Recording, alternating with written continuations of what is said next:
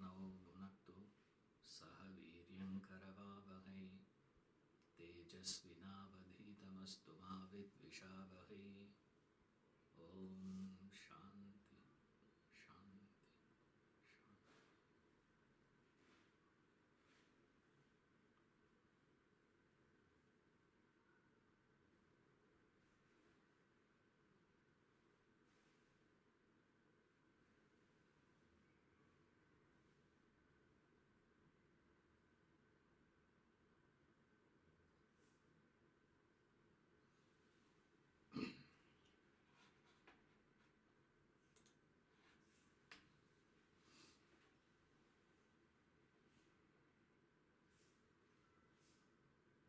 There's a quick question we have.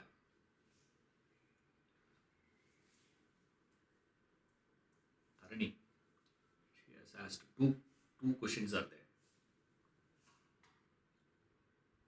By definition, desires cannot be fulfilled. Then why should we take birth with unmanifested desires?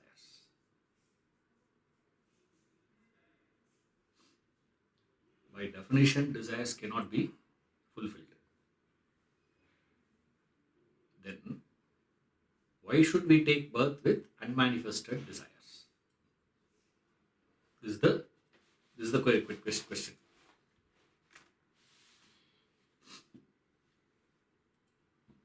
See,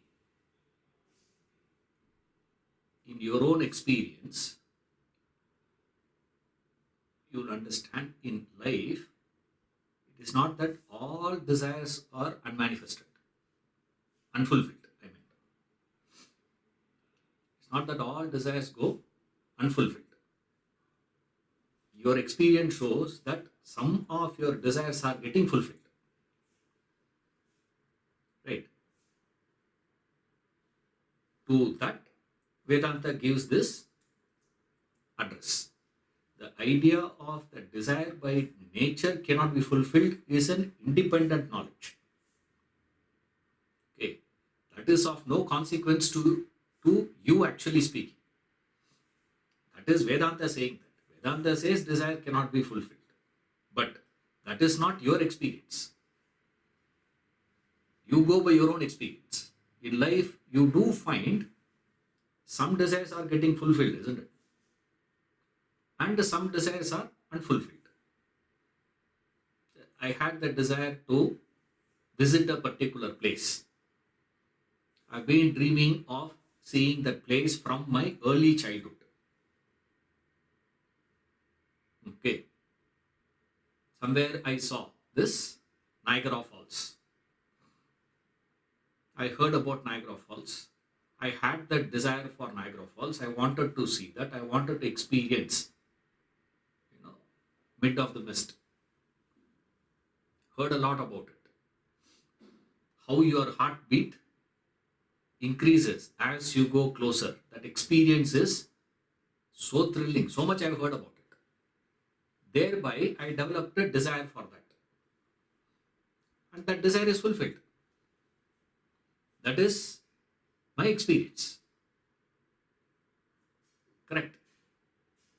Independent of that is what Vedanta say.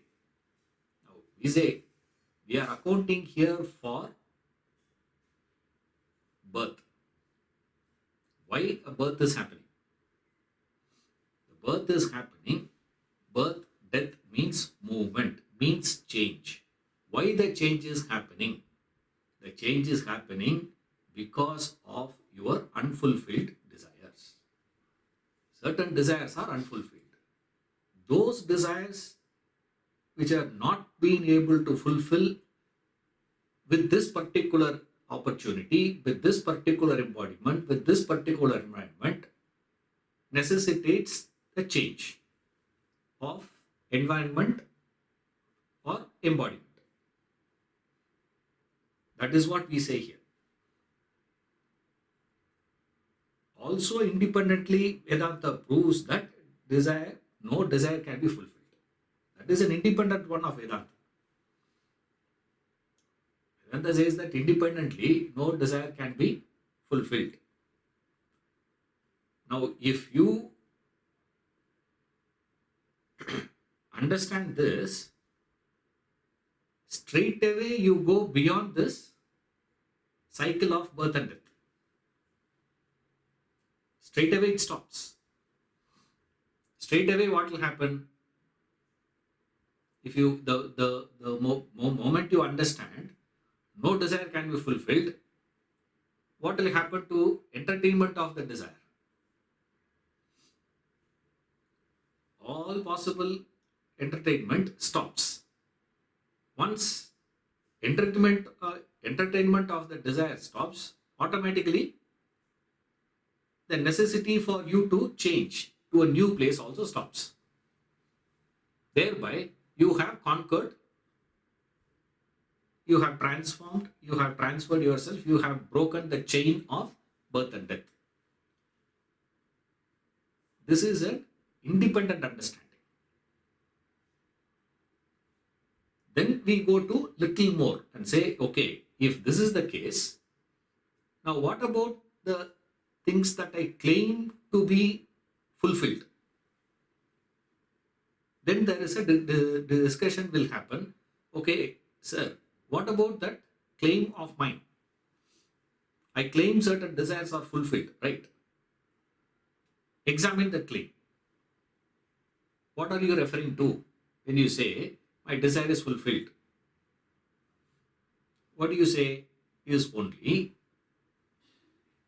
pre-fulfillment and post-fulfillment, there is a change in my mental framework. Pre-experience, I was in a state of disturbance, agitation. Post-experience, that agitation disappeared.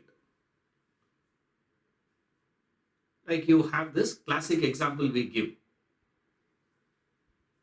By decision, you stopped smoking for 10 days, 15 days, 40 days. And then you pick up that cigarette and smoke. The pleasure is tremendous. What gave that pleasure to you now? What you claim as that pleasure, what you claim as that contentment, what you claim as that satisfaction, fulfillment, is simply the agitation that is getting built up over a period of 40 days ceased, disappeared. That agitation disappeared. That's about it. That doesn't mean you will never get agitated again. That's not the point. That is what Vedanta says. No desire can be fulfilled. Vedanta is not saying if you have a desire to go and see, Niagara Falls, you will never be able to go and see Niagara Falls. That's not what it's meant. See, that's where we need to decipher these words very carefully. When they say your desire cannot be fulfilled, that means what you claim as fulfillment. I claim I had this satisfaction, sir. I had that joy. I had that contentment. I had that pleasure, happiness, whatever words you use. You feel that. You cannot say that feeling is not there. You do experience it. That is for sure for you. But that doesn't mean it will not. Number one. Number two, that doesn't mean that feeling of cessation of agitation, removal of disturbance is going to be permanently with you. Faster appears, sooner it disappears. That pleasure that you have. I don't know how many of you saw the Australian Open final. Right. Today, if you go and see Nadal, same jumping he will not do now. Same screaming he will not do now. But he does it then. Why? Oh, historic match. Those who have not seen, I think it should be there in YouTube. See that. What's the full match? But if you know the result after that, it is boring. You see, it's like we sitting and watching that 1983 World Cup. Five final. We know. But when Kapil Dev was running to take that catch of Vivian Richards, that you will not experience when you are seeing it today. You see. So that way we will not get it. So here what we need to understand is the joy that you are experiencing, the fulfillment that you are experiencing is not going to be with you forever.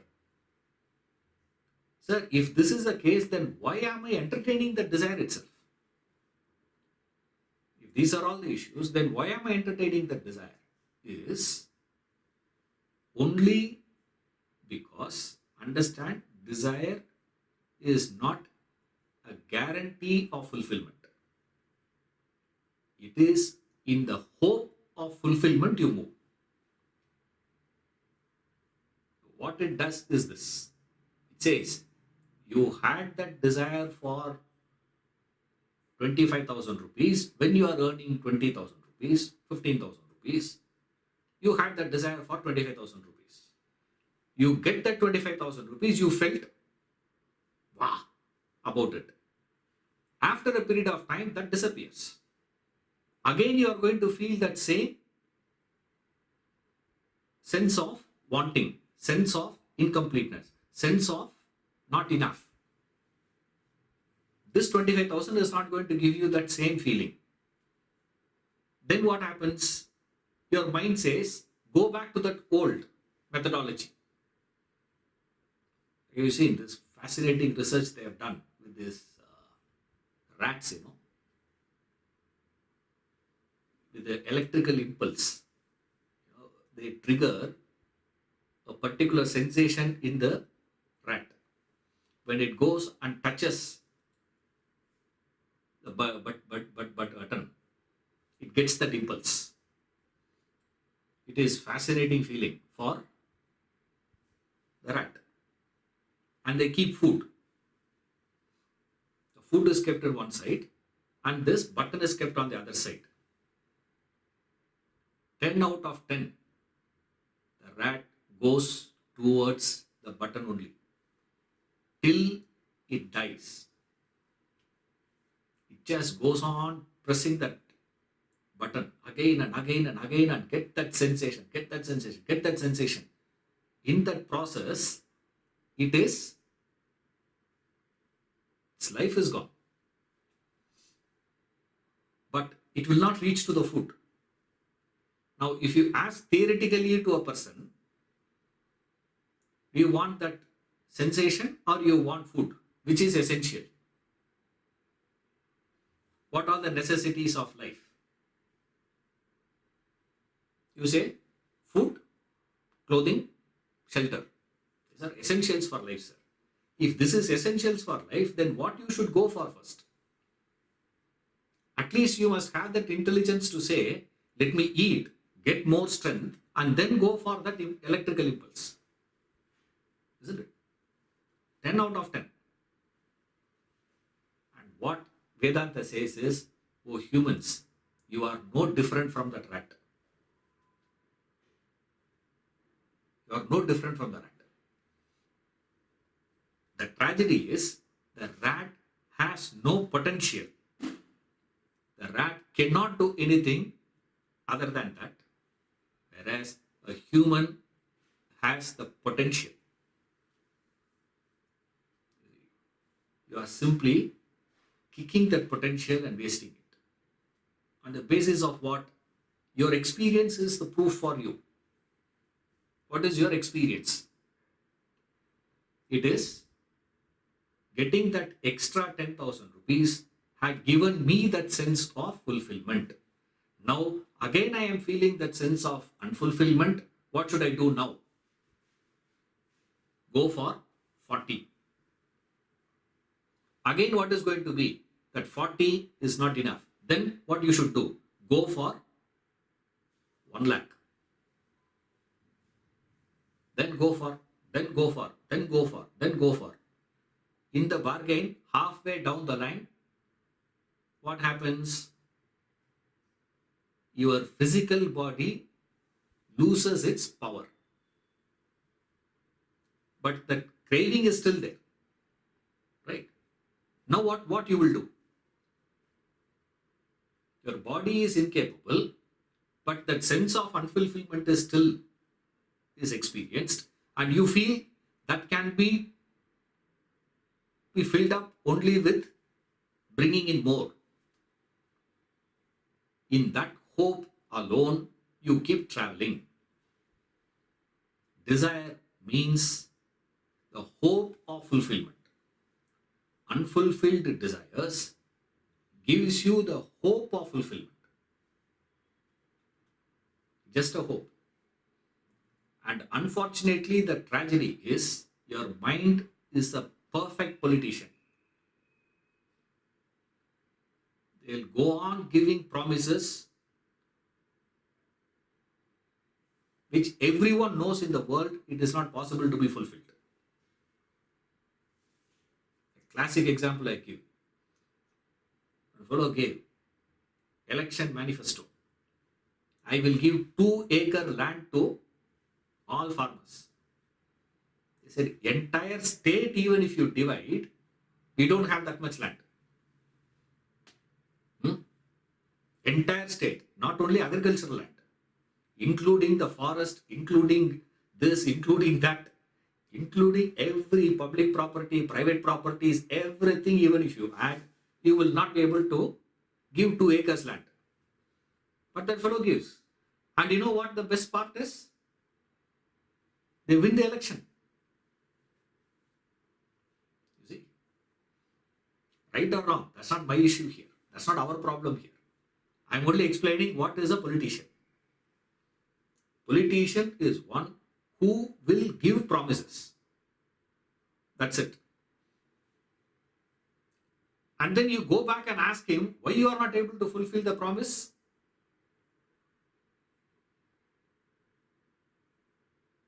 No answer you will get. You are not going to get an answer.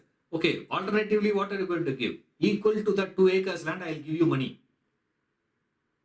As compromise, land is not there, but I will give you that much money with which you guys can do whatever you want. Is he going to do that? No. Nothing will be done. And then they go on giving promises after promises after promises. The mind also does the same thing. If you have a very strong mind, you will become a perfect politician. If you have intellect, very difficult to be a politician. I'm not talking about intelligence. Okay, I assume that you people are knowing the difference between intellect and intelligence. Right? If you have a strong intellect, you cannot be in the field of politics. It's not possible. Why? Because before you raise, because what people want is hope, better future. You say, you are writing a budget for this year. Immediately they say what? For another 25 years we are putting a budget. But then why are you calling it as a bill for 22-23? You see, they say this is what it is. This is vision. This is this. Assumption is what? Assumption is I am going to be the finance minister for the next 25 years. And is it going to happen? No. It need not be. There's nothing. But it is so nice to think always. Remember, desire thrives, your mind thrives on this idea called hope. Future. Everyone is interested in the future. What is going to happen? Even, I know, even the hardcore atheist, if no one is around him, leave a newspaper in front of him. He will check today column for your sign. Zodiac signs. For Leo, what is it? This year, what is going to be the case for the person who is born in that sign? That he will read. But he will do it in such secrecy. Not why? He is interested to know. Everyone has this weakness, the hope of that. He says, what in the discussion of birth and death, we are discussing what is causing the change. Remember that. What is causing the change is unfulfilled desires. When a desire is unfulfilled, meaning what? Unfulfilled desire equals desire hoping for future fulfillment. Here it is not possible. In these conditions, it is not possible. When I change the condition, the possibilities are more. Is the belief. That is the hope. Therefore, what you will do, the desire will drive you to shift from here to there. Independent of this is what Vedanta say. No desire can be fulfilled. Why it cannot be? What you call as fulfillment and what is the meaning of fulfillment and what you have been doing, if you add all those things, Vedanta says it's not going to work for you. That's what the book is saying. It says, all that fulfillment that you are claiming, all the happiness that you are claiming in life is less agitation. That's all you are claiming. Nothing else. And you know a method to lessen that agitation. What is your method? Go and press that button. And you know the button. What is that button? Pressing that button will give. With that hope, you go on pressing. This is going to give you that lasting, fully filling state of contentment. Are you going to experience the contentment? Vedanta challenges that.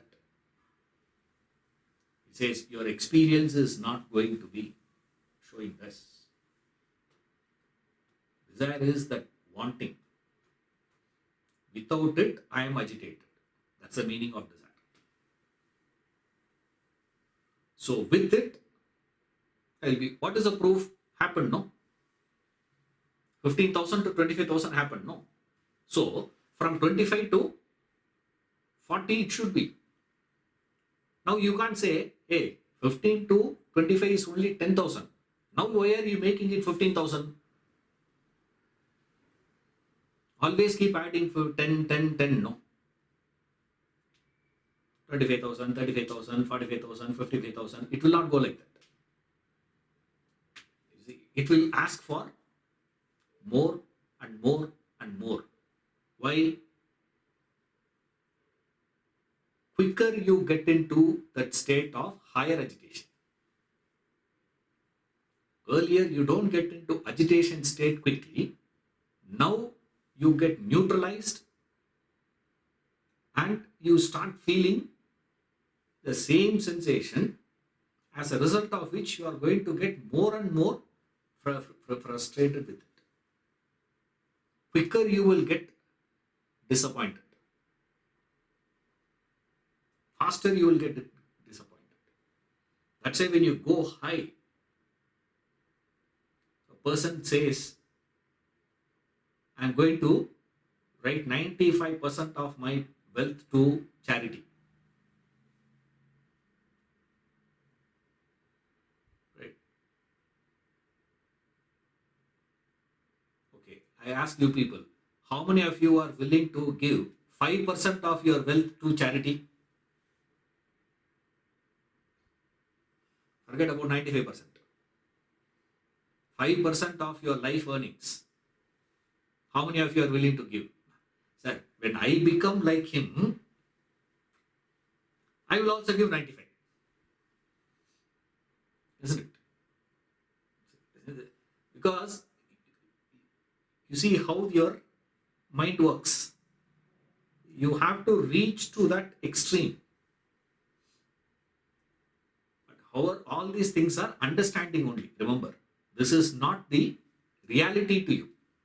What is reality to you is few desires are getting fulfilled, few desires are not getting fulfilled.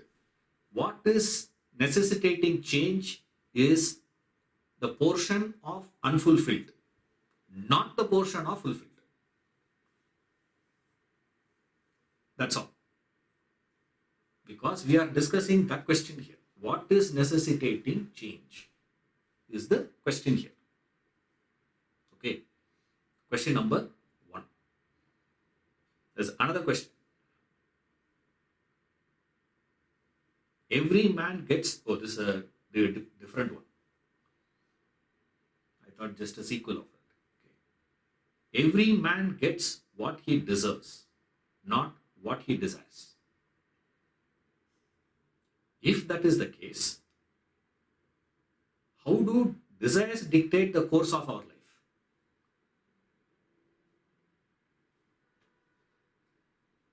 Tarani, good. Both are fantastic quick questions.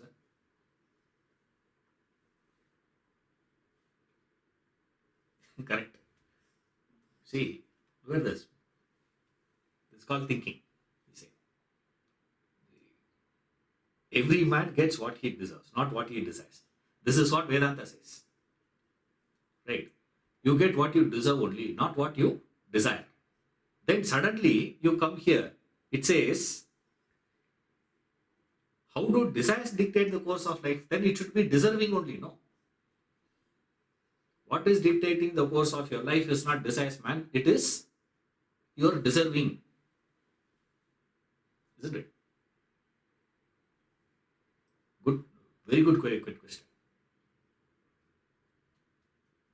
Rare to find, such technically asking, quick questions.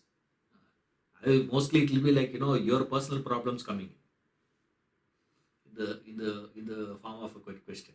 But here, on the subject you ask, those who wanted to know, sir, you say keep thinking. This is the meaning of it. Only when you ask questions like this, you get ideas. Otherwise, it will be difficult for us to extract.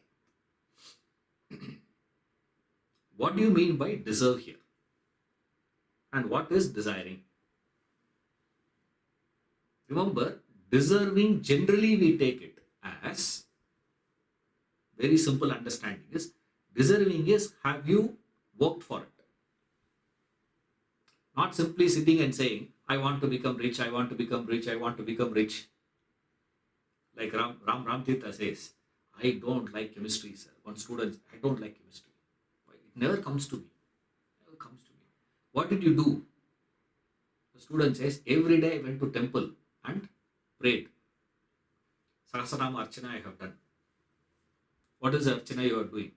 Let me become mastery on organic, inorganic, this chemistry, that chemistry, one by one, he is giving puja to Vishnu, thinking, or Saraswati, or Hayagriva, he goes and that fellow goes on doing puja.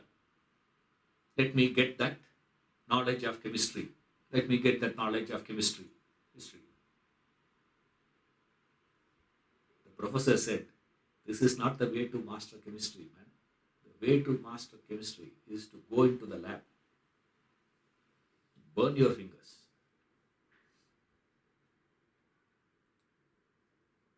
You should have the ability to deal with those acids. That is the place of worship for you.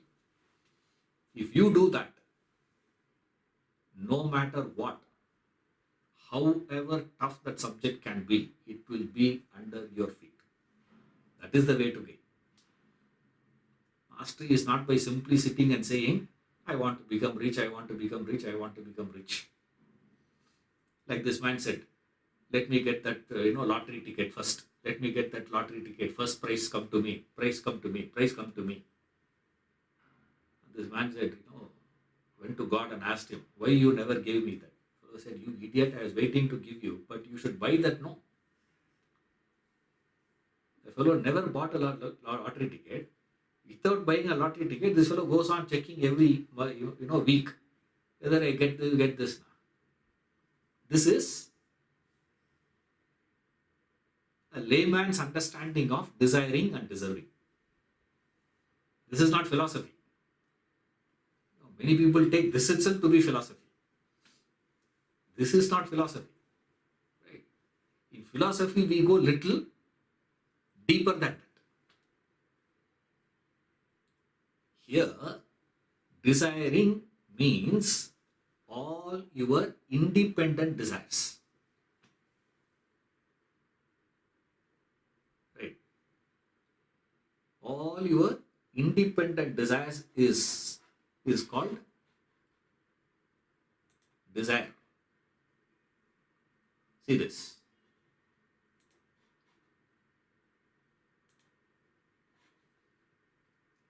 We say you get what you deserve, not what you desire. Desire is what? F1, F2, F3, F4, etc. Desire 1, desire 2, desire 3, desire 4, etc. is what you desire.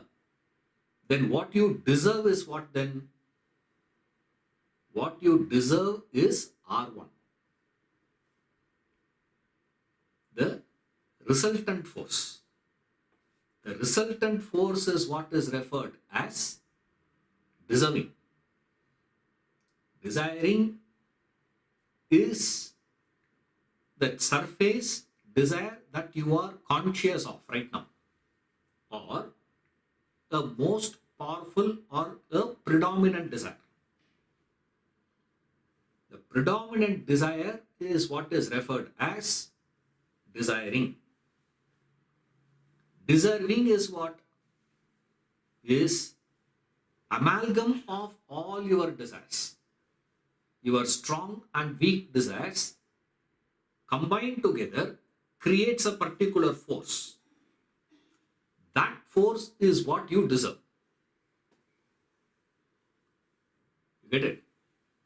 Your life is not moving in the direction of your a desire. Your life moves in the direction of resultant desire. To explain that, we use these two words. You don't get what you desire, you get what you deserve in life. What you deserve is what?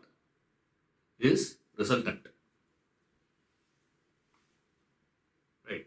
I don't want to explain more than this.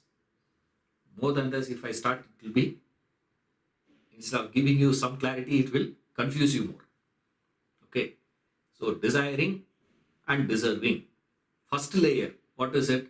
Not simply saying that I wanted, wishing, not working towards it. Wishing plus working. Whatever necessary effort that has to be put into that. That necessary effort can go right up to the level of actual physical effort, also to the state like Isavasya Upanishad, Tena Tek Tena Bhujita. May you enjoy through renunciation. May you get your deserving means what? Deserving means putting in that effort and renouncing the effort. Our,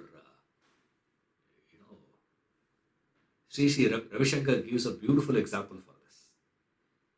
He says, nowadays it doesn't work. He gave in a very old one, very early stages. In those days, when you buy a movie ticket, right? When you enter the theater, what do? You buy the ticket from the counter, and when you are entering the theater, what do you give? One fellow standing there and collecting the ticket. He takes the ticket. If you are not willing to give the ticket to him, He will not allow you to enter inside. You can't say, I am the one who paid that money, I will hold it. It is mine. I will not give. If you say, he will not even allow you to enter inside. You have to give it to him. Then he will tear it and give it back to you. He will take half, he will give half to you. That is that prasad, he says. You have to surrender to the Lord and the Lord will give you back. Only then he will give only half ticket. But that half ticket is what is going to help you to go and watch the entire movie. If you are going to be sitting there and fighting and saying, I am not going to hand over the ticket to him, to the ticket checking person there, stating, I have the one who struggled and paid and I fought in the queue to purchase the ticket. How do you expect me to give it to you now? You will never be able to watch that movie. Your purpose will get defeated. Effort can be to this extent. You see, effort can be taken as a simple slogging, buying the lottery ticket, to you are going and putting that necessary effort to learn that subject or put in effort to get this one. And finally, you should be dropping that fruit, dropping the very desire, dropping the very effort. You have to drop, renounce. Then you will get that fulfilled. This is one layer. Another layer is your desires is not driving your life. Then what is driving your life is your resultant. The resultant is what you deserve. Then what is desiring? The surface, conscious, predominant desire, according to you. That's why I said, suppose if you sit and make list of all your desires, first one that will come to your mind is what? That one particular desire which is surface right now. Isn't it? That's why I tell people, I give them 3-4 books. This I did to one of my friend. He asked me, hey, புரியலடா. I said, okay, you make a list. But you make a list, 4 weeks you make list. But that one full week, what you are supposed to do is keep reading this book. Then I gave him another book. The 3rd week I gave him a book, the fellow got a heart attack. Hey, இந்த bookலாம் படிக்க சொல்றேன். I said, read, no. What is your problem? Reading them. I said, now you go back and check what you are claiming as your desires. You will find the thread of the influence of those books that you have been reading. That's why most of the time when you are asking questions, I know from where you are coming. What book you are reading, whose lectures you are listening to, what is happening inside, I know. Don't think there is some special we have, nothing of that sort. Because you are just going to be repeating. Go on reading one, it will come like that. Go on reading another, it will come like that. But is it your desire? It's not your desire. It's just a surface one. You change the topics, you change the discussions, you change the author, you change the speaker, you will start thinking in a different way.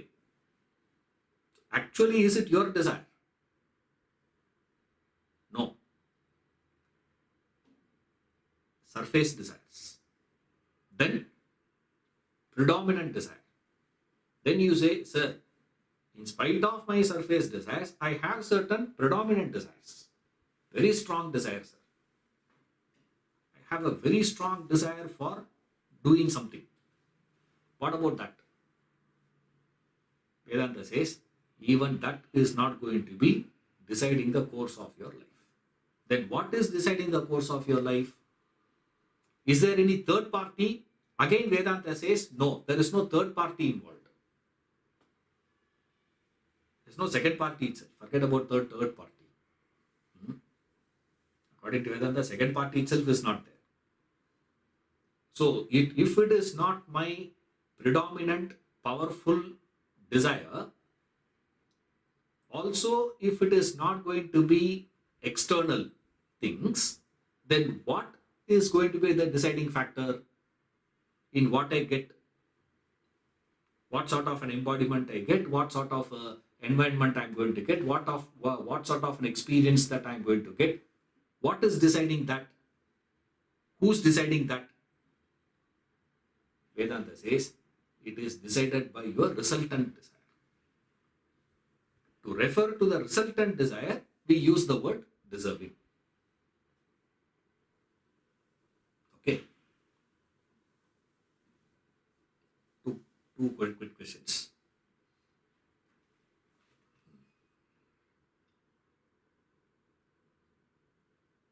Yeah, that's it. There's one more question there.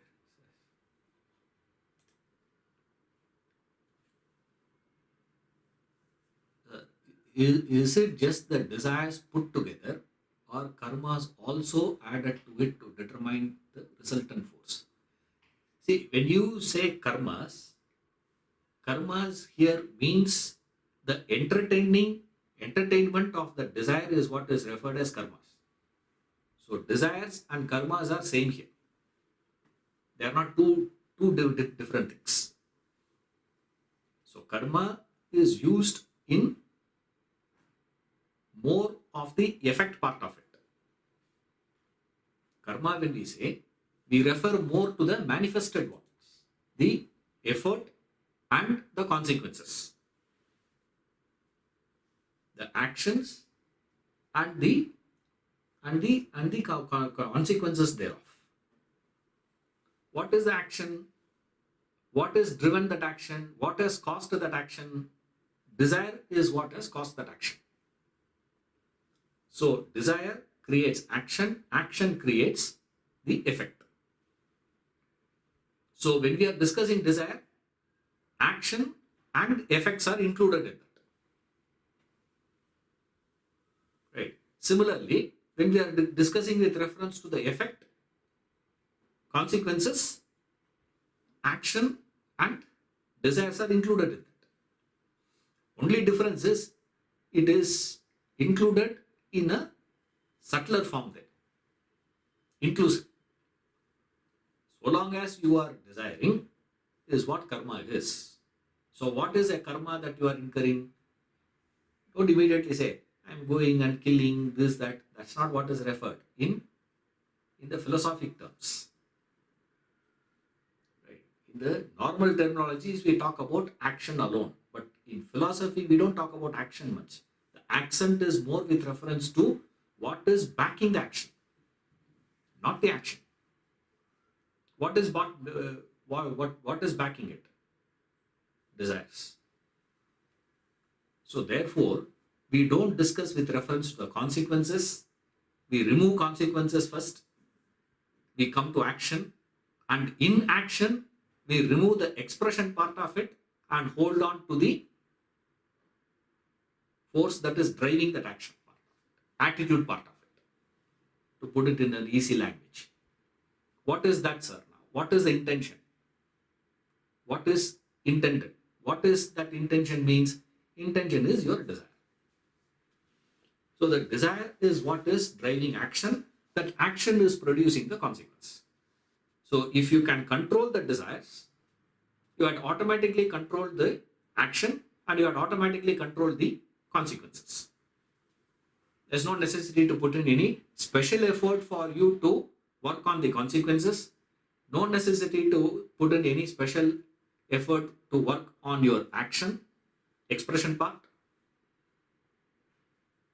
Vedanta says those things are not essential. That's not critical. That is not primary. The primary effort has to be where? On the intention, attitude. What is backing action? What is backing action? Desire is what is backing action. That desire is what is referred as karma.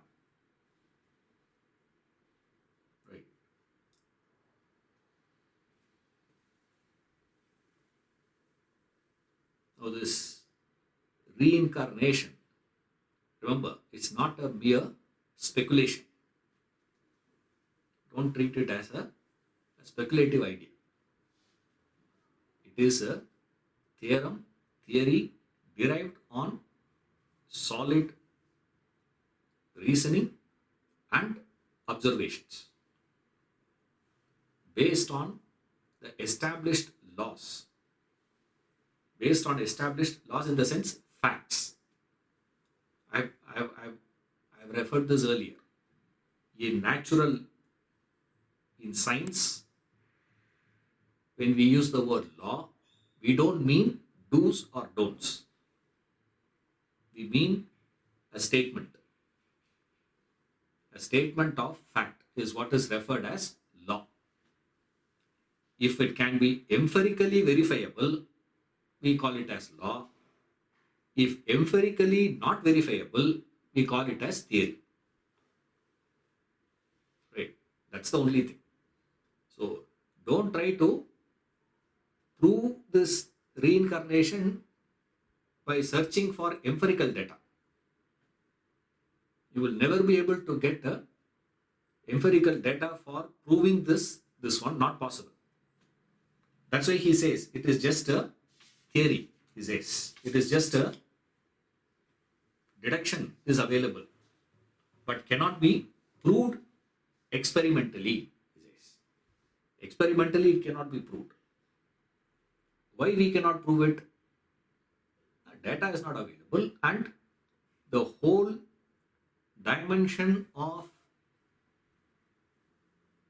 karma concept itself is not pertaining to the domain of senses, perception. It is adrishta, not luck, please. Adrishta is not luck. Adrishta means not perceptible. Drishta, perceptible. Adrishta, non-perceptible. The entire discussion of law of causation itself belongs to the domain of what? Not the domain of senses. We will see that in the next chapter. When we go to this theory of perception, we will see that. The topic, the discussion itself is in the not pertaining to that domain. Therefore, going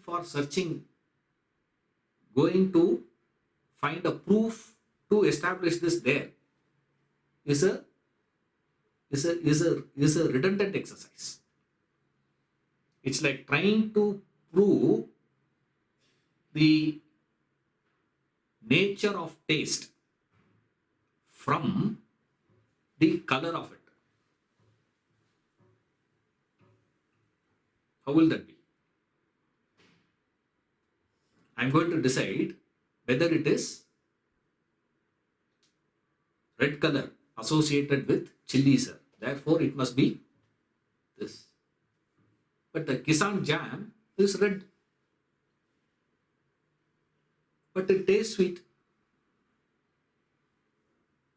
Now what are you going to do?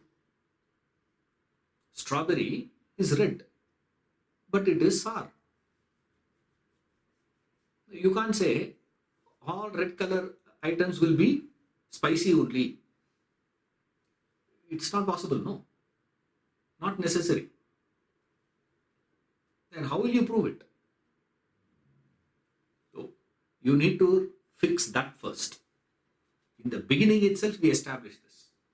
The law of causation, when we study cause and effect establishment, doesn't belong to the domain of perception. It belongs to the domain of thinking. Right? It belongs to the domain of what? Not Upamana. This belongs to the domain of what? To Anumana. We know there are 4 ways of gaining knowledge. Pratyaksha, Anumana, Upamana, Shabda or Agama, tradition. Pratyaksha, perceptible. Anumana, inferential. Upamana, comparison. Shabda, tradition. These are the four means of gaining knowledge. The starting point of the study of law of causation is from inference, not from pratyaksha. Then it moves to shabda. It starts with inference, lands in what? Shabda praman. Inferential one is what? We can understand coconut seed producing a coconut tree. Right? You understand that. But perception itself is not. Because at what point you had planted that seed? And when did you get that coconut tree? Planted somewhere else, happened somewhere else. Like, there's a group of aboriginals still don't know, still they think. Suddenly, a girl delivers a baby. They don't understand. It is the mating which happened about 9 months back is what is the cause and this is the effect. Can't connect it. You see, this linking one perception to another perception. Remember, that is also perception only. Coconut seed planting is a perception. Coconut tree coming is a perception. But linking this perception to that perception itself will not do. Who is doing that? That linking is called as inference. We say that is the effect and this is the cause. Like now, today only I saw, scientists have proved that chicken came first or egg came first. They have proved that chicken came first. Egg came later. Why? Because to produce the eggshell is possible only from the enzymes of the chicken body. Only can produce. So, if this has to be, then that. But does it actually solve? It doesn't solve actually speaking. From where the chicken came first? The first chicken which appeared. From where it appeared? They'll say all the chickens came from tortoise. One day, a group of tortoise decided to become chicken, they become chicken. This is what we call as evolution theory. That's all it is. Like we say, no, humans are evolutes of monkey. Right? And then we just use different words. You see, that's about it. Just big words we use. That's about it. But essentially, what we are saying, a group of monkeys decided, now we don't want to continue to be monkeys. Let us become humans. Let us become something else. That's about it. And that happened to be humans. Then from where the monkeys came?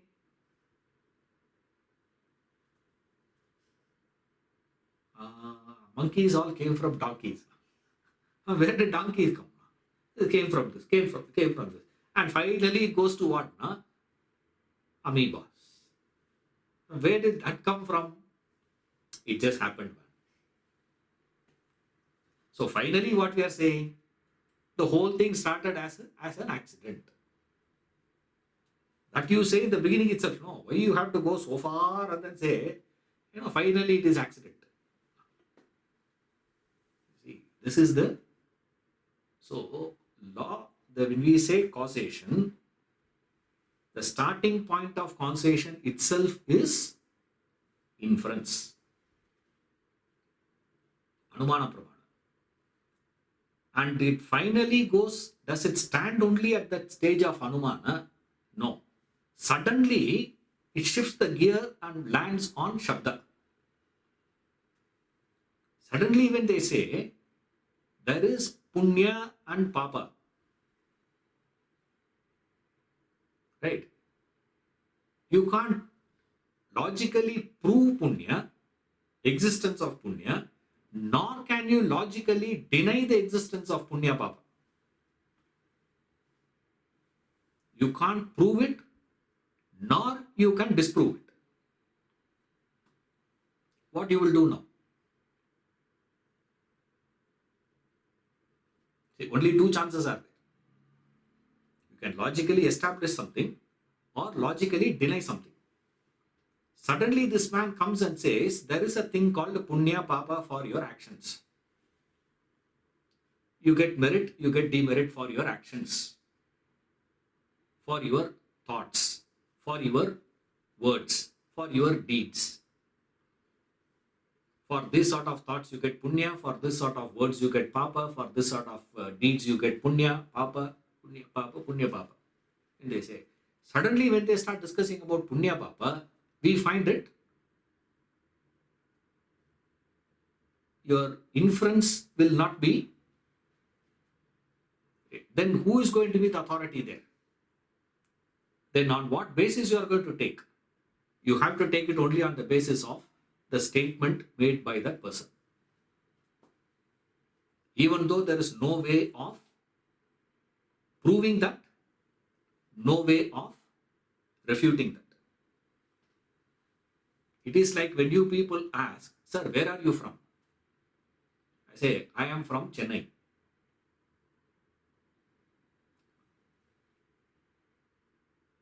It's easy for you to prove or disprove it.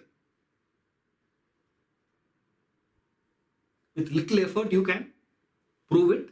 With little effort, you can disprove it. Correct? Isn't it? It is possible, no? All that you have to do is what? Trace back my things.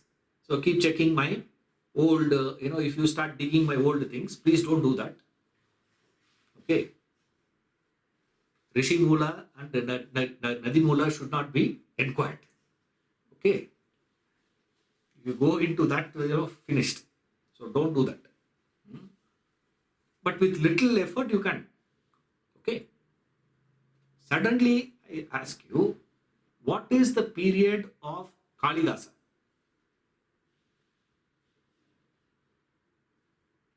What happens now?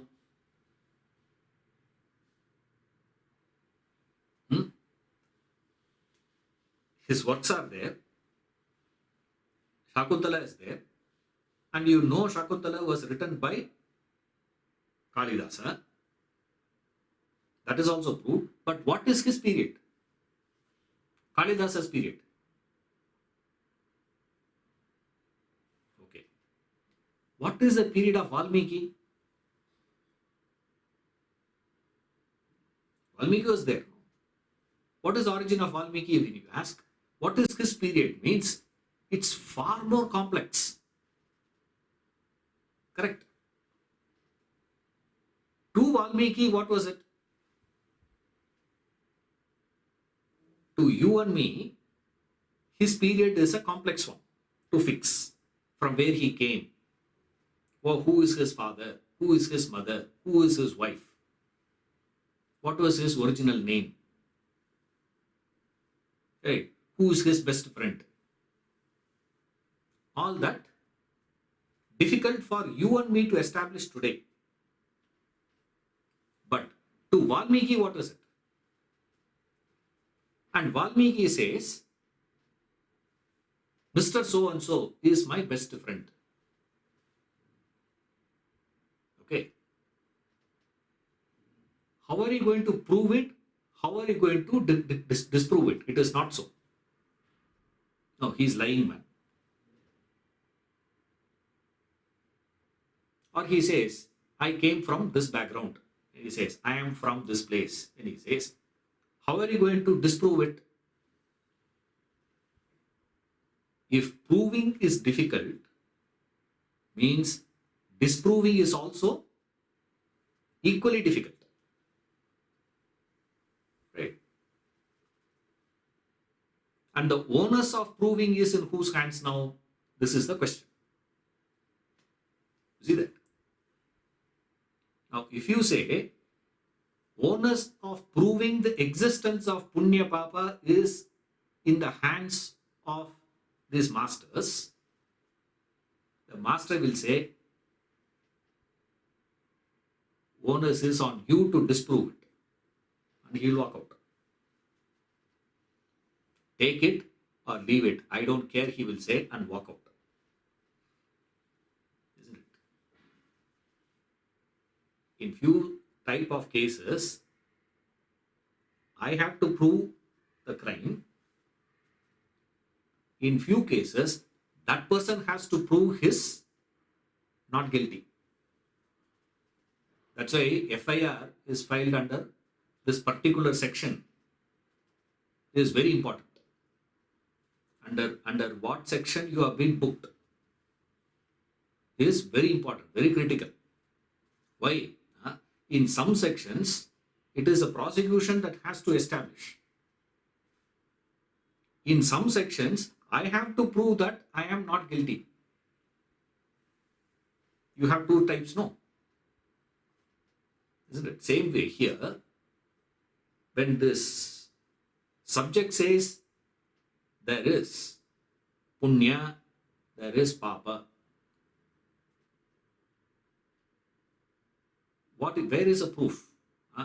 There is no proof, there is no Pratyaksha pramana for that, there is no Anumana pramana for that, there is no Upamana pramana also for that. Then what is the only method, sir? Shabda is the only way. There is no other way for you to use. Why? Because essentially that is the meaning of pramana.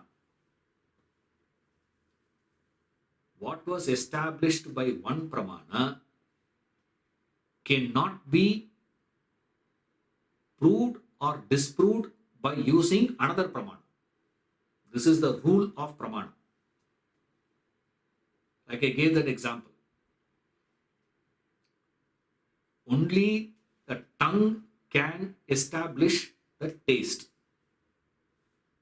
When the tongue says this is sweet, I cannot prove it nor disprove it. Isn't it? To prove it or disprove it, to have any discussion with reference to taste, with reference to what is the taste of that particular object, you have to rely only on tongue. Then we can ask the question, which tongue, sir? Then there is a difference. We don't worry about it. Right? But this discussion cannot be, you cannot bring in the data provided by eyes, data provided by your ears. Ear data cannot be brought in because they are not the authority there. So once you move into that Shabda Pramana, so this reincarnation is just a statement. In that sense, it is a natural statement. It is a statement of fact. In that sense, you can call it as law. Because all scientific laws are nothing but statement of facts. Right? It's just a statement of fact. It becomes a law. So here, it is a statement of fact as far as this masters were concerned. But as far as we are concerned, what is it? They come to some extent and give us certain indications. So these things can provide only a supportive one. They don't establish it. Remember, it doesn't establish it. It only supports. It lends the support. So just a fact. The fact is what? Desires unfulfilled will move, will drive the movement. It's not any particular unfulfilled desire. It is the sum total of all unfulfilled desires. The sum total of unfulfilled desires taking a particular direction is called a resultant direction. So you will move in that direction. So long as you are having unfulfilled desires, you will be moving. You cannot be stopping. This is reasoning. Because that's what we see in that observed life. Wherever we have observations, in all observed situations, we do find all movements were driven by some unfulfilled desire of mind. Right. Next one we have is this.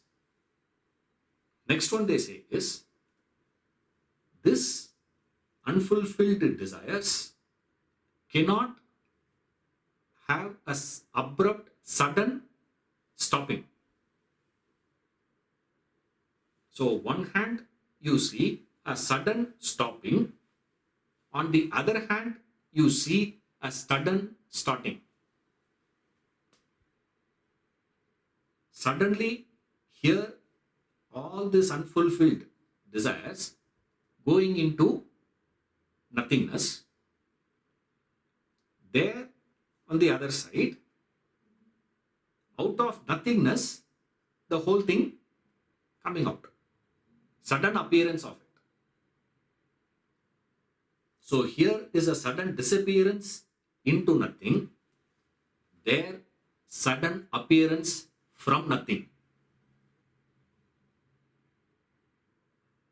All that they say is, what disappeared here appeared there. This is reasoning. You infer here. Based on the principle of what? Principle of indestructibility of matter. Something cannot go into nothing and something cannot come out of nothing. This is the basic rule. There is no questions we have.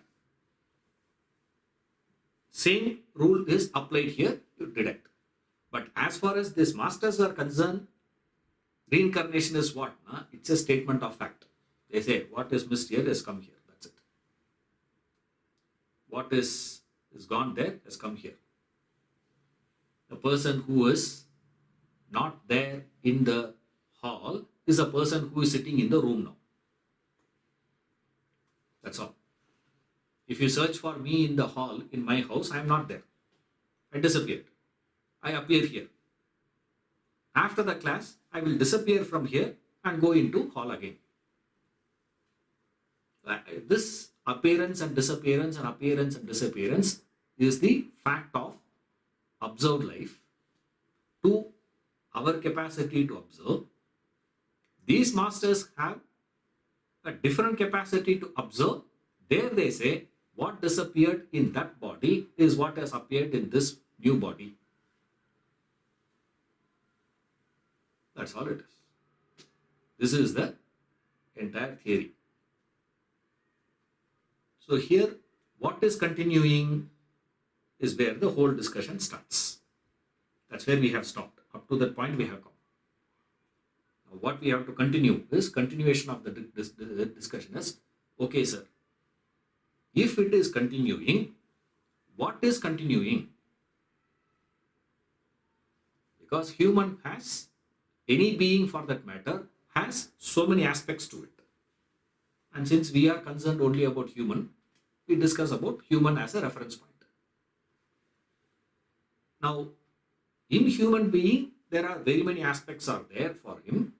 In that, what is continuing, what is not continuing,